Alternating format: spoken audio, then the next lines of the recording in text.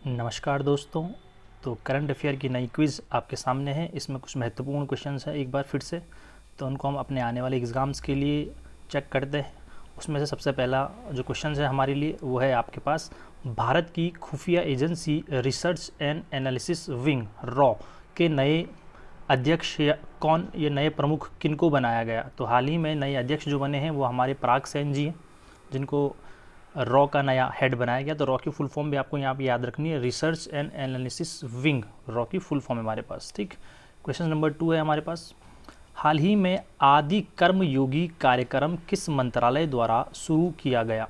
तो आदि कर्मयोगी कार्यक्रम जो है किस मंत्रालय द्वारा शुरू करा गया है, तो वह है जनजातीय कार्य मंत्रालय द्वारा इसको शुरू किया गया है। इसमें क्या है, इसमें ये देखा जाएगी कि जो भी सरकारी प्रोजेक्ट हैं क्या वो जनजातीय कल्याण जो मंत्रालय है उनके द्वारा बिल्कुल सही जगह तक पहुंचाया जा रहा है नहीं, जो ज़मीनी स्तर तक वो लाभ मिल पा रहा है कि नहीं, इसकी जो है इसको विवेचना करनी है, जांच करनी है। तो इसके लिए कौन सा मंत्रालय था, जनजातीय कार्यालय मंत्रालय, आदि कर्मयोगी कार्यक्रम शुरू करा गया है।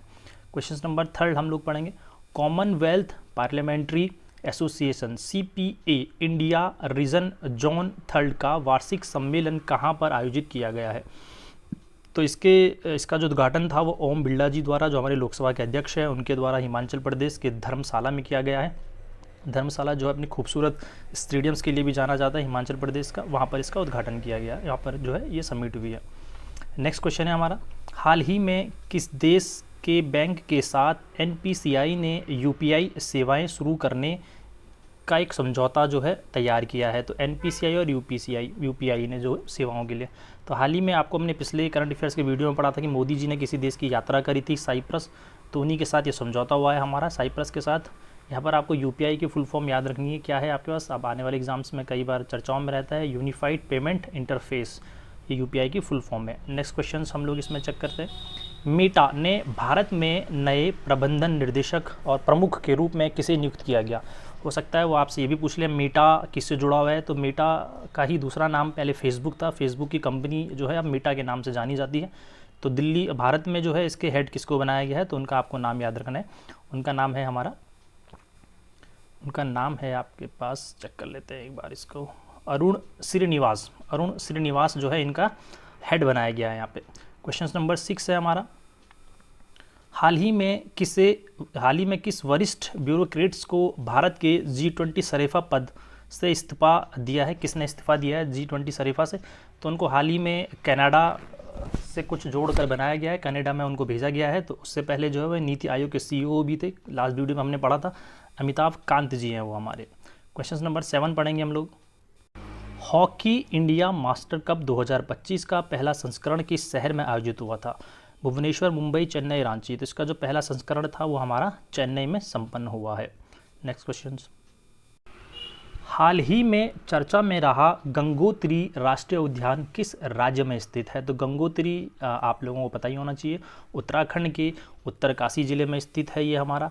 ये क्यों चर्चाओं में है, तो यहाँ पर उत्तरकाशी के किसी व्यक्ति द्वारा भारत सरकार को एक चिट्ठी लिखी गई है, उसमें लिखा गया है कि जो ये गंगोत्री राष्ट्रीय उद्यान है इसमें कई कचरा जो है लोगों द्वारा जलाया जा रहा है, जिससे जो है जलवायु परिवर्तन से जुड़ी हुई चीज़ें सामने आ रही हैं, तो उसको रोकने के लिए प्रयास करा गया, इसलिए चर्चाओं में था।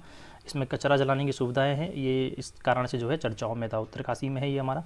नेक्स्ट क्वेश्चन पढ़ते हैं हम इसमें, भारत का पहला एकीकृत ई-वेस्ट इको पार्क कहाँ पर विकसित किया गया। तो भारत का पहला इको पार्क कहाँ पर किया गया है, यह है हमारा दिल्ली में हुआ है।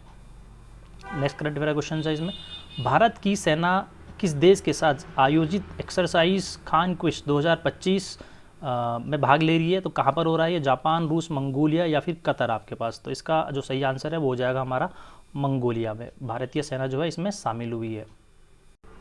विश्व बाल श्रम निषेध दिवस हर साल किस तिथि को मनाया जाता है। 5 जून, 12 जून, 15 मई, 20 मई। तो बाल श्रम को रोकने के लिए जो है हर साल 12 जून को ये दिवस मनाया जाता है।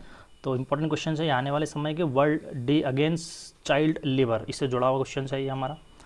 क्वेश्चन नंबर नेक्स्ट है हमारा, हाल ही में किस पूर्व भारतीय कप्तान को ICC हॉल ऑफ फेम में शामिल किया गया। तो काफ़ी महत्वपूर्ण क्वेश्चन है, आने वाले एग्जाम्स में 1 नंबर पक्का कर लो आप अपना, तो इसने आना ही आना है हमारे पास। भारतीय कप्तान ICC हॉल ऑफ फेम में शामिल हुए हैं, वो है हमारे पूर्व कप्तान महेंद्र सिंह धोनी जी, MS धोनी। नेक्स्ट क्वेश्चन, हाल ही में UMEED पोर्टल का शुभारंभ किस केंद्रीय मंत्री द्वारा किया गया? तो किसके द्वारा किया गया हमारे पास? तो इसका आंसर हो जाएगा किरण रिजिजू। क्या काम है इसका? UMEED तो ये एक बिल जो है वफ़्का बोर्ड से जुड़ा हुआ, आपने सुना होगा कुछ समय पहले, तो वफ़्का बोर्ड से ही जुड़ा हुआ है हमारा। इसकी फुल फॉर्म्स ये है हमारे पास UMED की, यूनिफाइड वफ़्का managements empowerment efficiency and development. Next question है, आयुष निवेश सारथी पोर्टल किस क्षेत्र में निवेश को बढ़ावा देने के लिए लागू करा गया है? तो आयुष निवेश सारथी पोर्टल, तो आयुष एक औषधीय शब्द भी है हमारा, तो पारंपरिक चिकित्सा से जुड़ा हुआ है, जिसको हाल ही में शुरू करा गया है। नेक्स्ट क्वेश्चन है हमारा,